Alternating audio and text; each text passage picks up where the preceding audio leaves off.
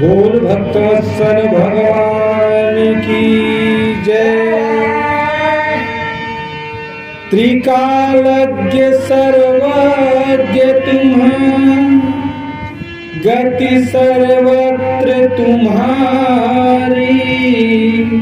कहूँ सुता के दोष गुण, मुनिवर हृदय विचार। शिवावर रामचंद्र की जय। राजा हिमांचल, माता पार्वती छोटी सी अभी बाल रूप में है। माता पार्वती को लाई और मुनि के गोद में दे दी, या कहें कि मुनि के पास बैठा दी। और फिर राजा हिमांचल ने पूछा कि हे मुनिराज, आप तो त्रिकालज्ञ हैं। त्रिकालज्ञ है कहने का आशय कि आप तीनों काल के जानने वाले। भूतकाल यानी पहले क्या हो गया है, वर्तमान अभी क्या चल रहा है, और आने वाले समय यानी भविष्य में क्या होगा, सारे चीजों की जानकारी आपके पास है। क्यों है? क्योंकि आप तो ब्रह्मा के पुत्र हैं,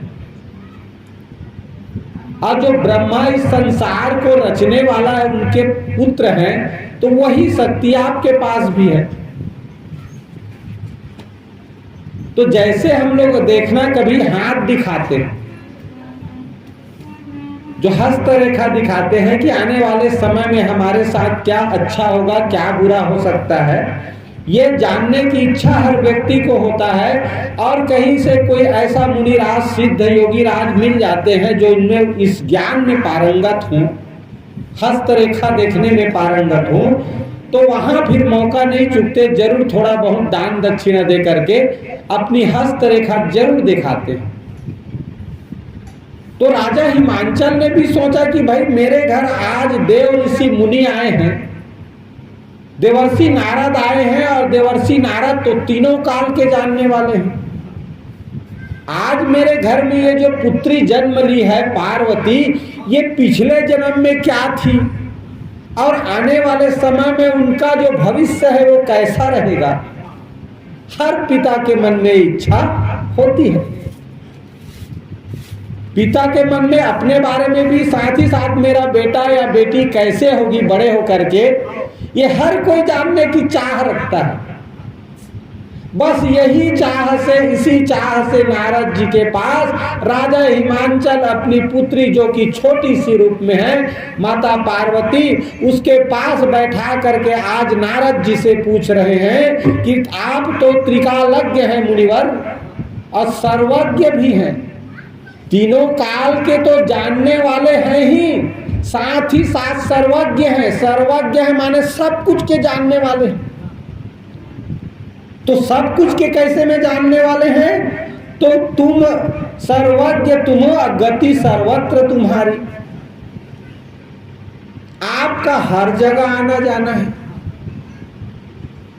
जरा वर्तमान पर विचार कीजिए, कोई व्यक्ति जिनका प्रधानमंत्री के साथ भी बढ़िया उठना बैठना है, मुख्यमंत्री के साथ भी बढ़िया उठना बैठना है, कलेक्टर के साथ भी बढ़िया उठना बैठना है, इस संसार में जितने भी बड़े बड़े पद हैं सबके घर आना जाना है उनका, तो हमारे पास कुछ काम पड़ेगा तो इस व्यक्ति से नहीं बोलेंगे कि हाँ भाई तुम्हारा तो हर विभाग में पहुंच है, हर जगह उठना बैठना है, तो ये वाला काम कैसे करना है, कैसे में बनेगा, जरा बनवा दो।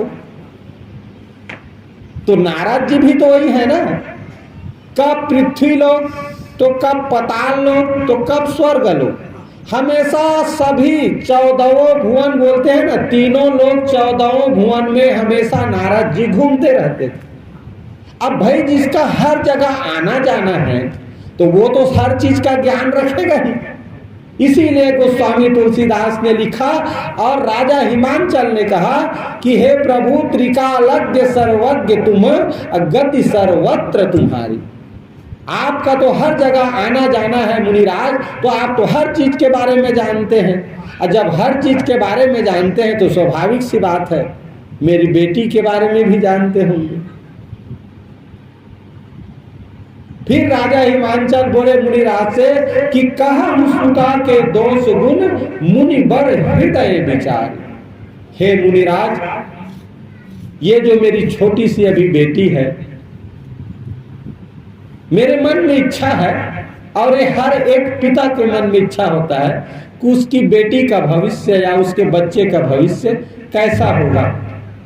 अगर उसकी अच्छाई के बारे में पता चल जाए तो मैं भी निश्चिंत होकर के रहूं। और आप आ गए हैं इसलिए पूछ रहा हूं। भाई आप नहीं आते तो थोड़ी पूछता। जिस के बारे में जो नहीं जानता हम उसके बारे में उस व्यक्ति से नहीं पूछते।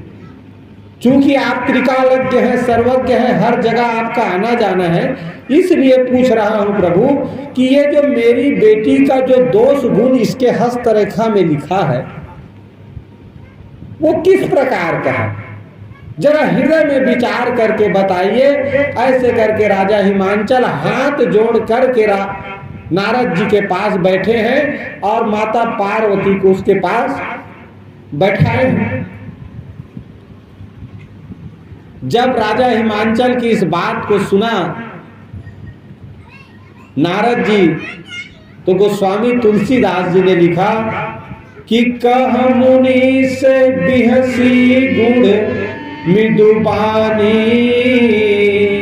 असुता तुम्हारी सकल गुण खानी, सुंदर सहज सुशील सयानी, और नाम उमा अंबिका भवानी।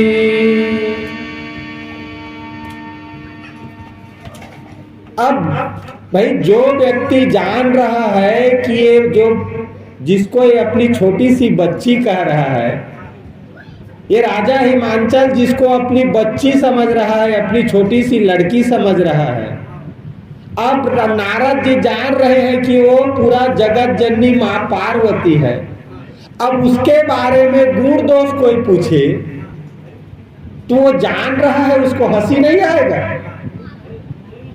अरे भाई ये आम आदमी या आम जीव समझ रहा है इस जगत जननी को करके। तो पहले तो मुनिराज का मुनि बिहसी गुण मृदुबानी। राजा हिमांचल के वचन को सुन करके पहले नारद जी तो खूब हंसे, हंसे हंसे उसके बाद थोड़ा गुण मृदुबानी, कोमल वचन बोले, बढ़िया। और वचन भी कैसा, तो गुण। गुण का मतलब होता है कि बात में रहस्य है। जो कह रहा था नारद वो सही नहीं था, उसमें बात में रहस्य था। अब किस प्रकार का रहस्य था, आइए आगे क्या लिखा कि सुता तुम्हारी सकल गुण खानी।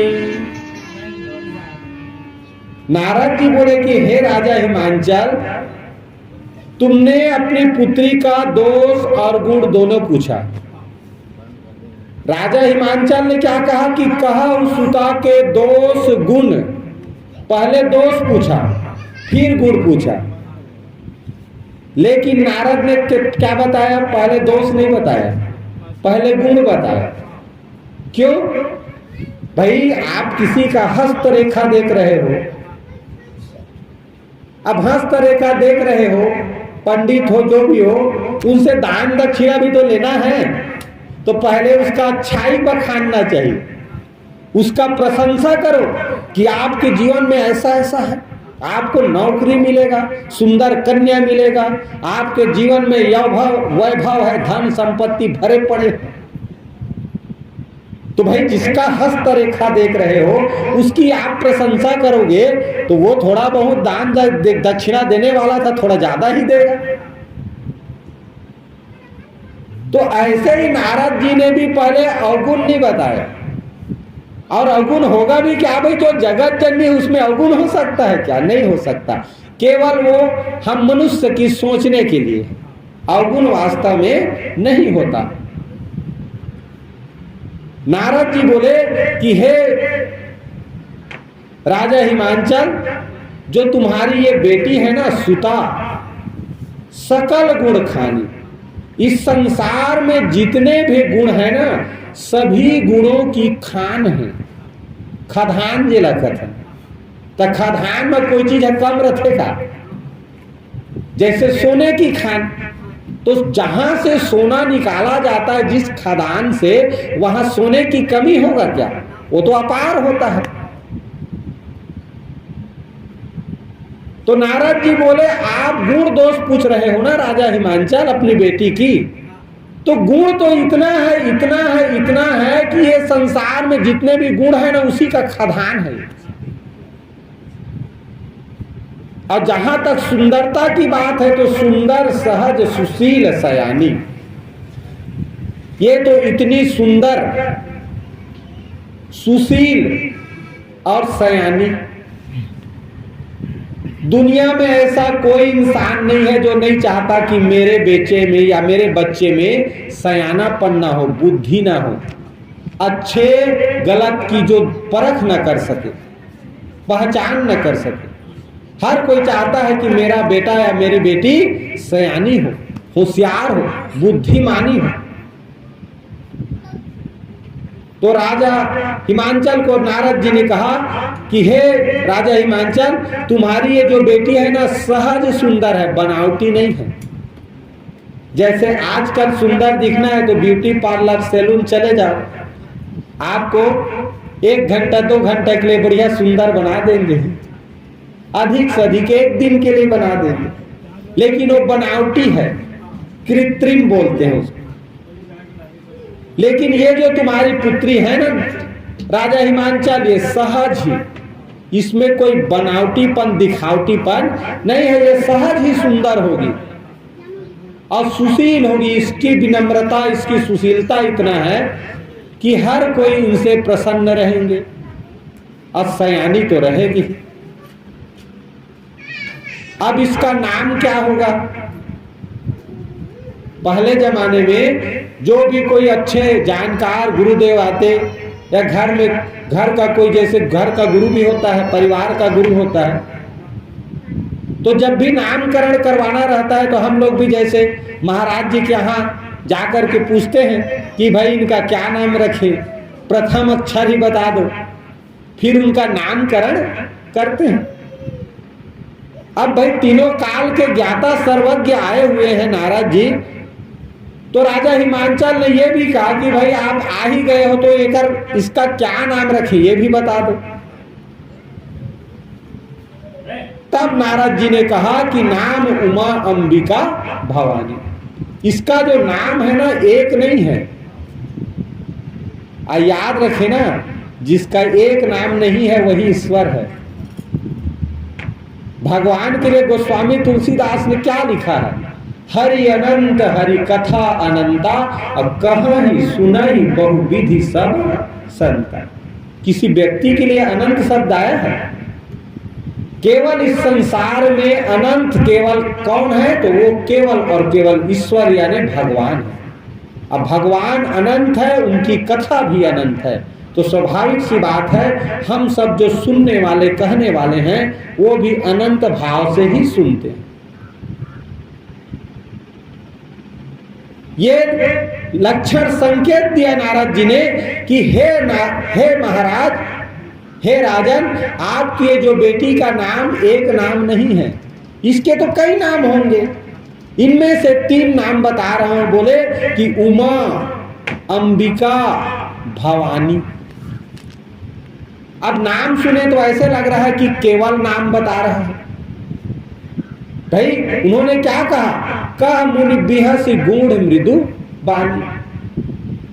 नारद जी के वचन में गूढ़ता था, रहस्य था। वो बोल रहे थे कुछ और, राजा समझ रहे थे कुछ और नारद कुछ और ही बताना चाह रहे थे। भवानी का मतलब क्या होता है? भव यानी होता है ये संसार। तो जो संसार की अनी है यानी माता है। नारद जी ने स्पष्ट कर दिया कि ये संसार की माता है राजन, लेकिन उसने क्या समझा? भवानी एक नाम है। इसी में रहस्य है। और क्या कहा, अंबिका, अंबिका माने भी होता है इस संसार की माता। यही चीज को रहस्य लिखा गोस्वामी तुलसीदास ने। और नाम बताने के बाद आइए, गौटिया जी मंचासीन है, हम सब पुनः एक बार भजन का आनंद लेते हैं। बोल श्यावर रामचंद्र की जय। राजा हिमांचल नारद जी से अपनी पुत्री के गुण दोष पूछ रहे हैं। अब नारद जी दो गुण तो बताते जा रहे हैं। नाम बताया कि क्या नाम होगा, उसमें भी गुण बात है कि भाई इतने सारे अनंत नाम है तो भगवान के सिवा किसी का तो हो नहीं सकता। लेकिन राजा ने समझा कि चलो भाई, कई लोगों का दो दो तीन तीन नाम होता है, इसका भी नाम बता दिया। फिर नारद जी बोले, हे राजन, सब लक्षण संपन्न कुमारी। संसार में हर कोई चाहता है कि मेरे बेटे या बेटी का लक्षण अच्छा रहे। ये लक्षण क्या है? चाल चलन। छत्तीसगढ़ी में कथन, एक लक्षण ठीक नहीं है। लक्षण माने चाल चलन, चरित्र। तो राजन भी पूछी कि हे मुनिराज, मेरी बेटी का लक्षण कैसा होगा? जब ये बड़ी होगी, युवा अवस्था में जाएगी, तो इसका लक्षण कैसे होगा? तब नारद जी बोले कि हे राजन, सब लक्षण संपन्न कुमारी। इस संसार में जितने भी सुलक्षण है ना, अच्छे लक्षण है, जिसको ये पूरा संसार अच्छे लक्षणों से जानती है, वो सारे गुण ये तुम्हारी पुत्री में है। इसी ने कहा कि सब लक्षण संपन्न कुमारी, और हो यही संतत पिया ही प्यारी। ये जो तुम्हारी बेटी है ना, हमेशा इसके पति जो होंगे वो इसको बहुत ही प्रेम करेंगे, बहुत ज्यादा प्रेम करेंगे, हमेशा उसकी प्रियतमा रहेगी। अब किसी की बेटी है, हर पिता चाहता है कि उसकी जब शादी हो जाए तो उसका पति उसे हमेशा प्रेम करे, कभी लड़ाई झगड़ा मत करे, बढ़िया प्रेम से रखे। तो इस पर भी राजा नारद जी ने कहा कि हे राजन, ये जब तुम्हारी बेटी बड़ी हो जाएगी और इसका जब शादी बर ब्याह हो जाएगा, तो इसके पति इसको बहुत प्रेम से रखेंगे, बहुत प्यार करेंगे। और क्या कहा कि सदा अचल एहि कर अहिवाता। और इसकी विशेषता सुनो राजन, इसका जो अहिवात यानी चूड़ी, छत्तीसगढ़ी में हमन तरफ परंपरा है, चांदी की चूड़ी पहनते ना या कुछ भी के, तो एक सुहागिन है, चूड़ी ले जब तक पति रहते पूरा नहीं उतार। आजकल के मैचिंग के चक्कर बड़े इसे उतार के थे, एक ठल लटकाच रखते, बाकी लोग उतार दी, लेकिन एक ठल लाके रखे कंगन ला, तहाँ फिर बदलते तहाँ ला उतारते। तो कंगन जो सुहाग के निशानी है, उसी के बारे में नारद ने कहा कि हे राजन, इसका जो अहिवात है ना, सुहागन वाला जो चूड़ी है, वो अचल होगा, अचल। वो कभी जाएगा ही नहीं इस संसार से, वो नाशवान ही नहीं है। अब बताओ, क्या किसी व्यक्ति का, आदमी का जो पति है, मान लो औरत है, उसका पति इस संसार में जन्म लिया है, तो वो क्या कभी नहीं मरेगा? मरेगा ही, फिक्स है। लेकिन नारद ने देखो संकेत दे दिया कि इसका जो चूड़ी है, इसका जो सुहाग है, वो कभी भी मरने वाला नहीं है, अचल रहेगा। लेकिन राजन ने क्या समझा कि इस एक चूड़ी है, कभी नहीं टूटा, टिकाऊ वाला। राजा हिमांचल समझे कि इसका जो पति है अच्छा रहेगा, पूरा जिंदगी भर साथ देगा, ये समझ रहा है राजन। अब वो बता क्या रहे हैं नारद कि इसका पति तो अजन्मा अनस्वर है, हमेशा रहता है। अब एहिते जसु पय है पितु माता, और इसी